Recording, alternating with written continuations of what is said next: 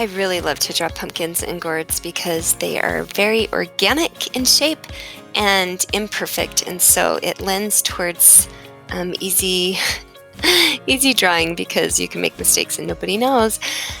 Usually I'll just try and start with the general shape of the pumpkin that I'm trying to draw. In this case, it's an oval.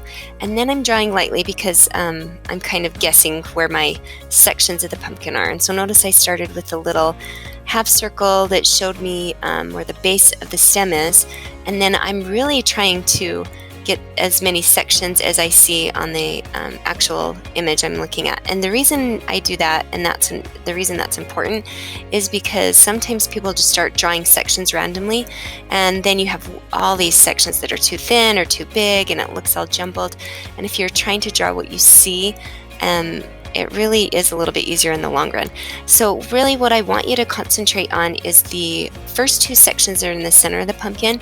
The height of those two sections should be the longest of all of them. And so notice how as I draw my sections to the left of the center and the right of the center, these sections don't go any lower than that bottom base that I'm drawing right now.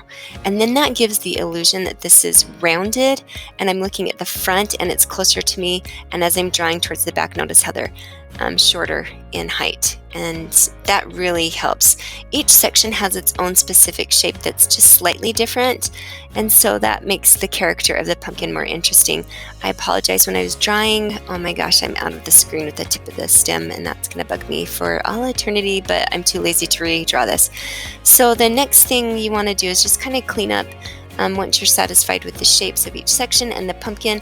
And now I'm going to go through and have confidence in my lines and strengthen those with a little bit more pressure using my pencil. You can also, if you're using a mechanical pencil like me, you can switch to a darker lead, or if you're using just a regular HB pencil, sharpen that tip and make sure that you have a nice clean tip when you're darkening up your edges. Now the next thing that I'm going to do is just add those little uncomfortable ridges that are on your stem, and I'm going to add just a little bit of shading and value so that I can create that 3D effect that what I'm trying to achieve is that texture, and so viewers can see that this is big, deep, bumpy ridges that if I were to grab that, what that would feel like.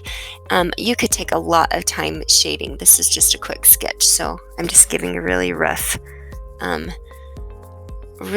just kind of a scribbly value here. And then I'm going to go through the pumpkin ridges, and I want them to pop out and have a little bit more dimension. So I am going to do that with each crease, just add a little bit more value, being careful not to rub my hand on the pencil so I get smudges. And basically that's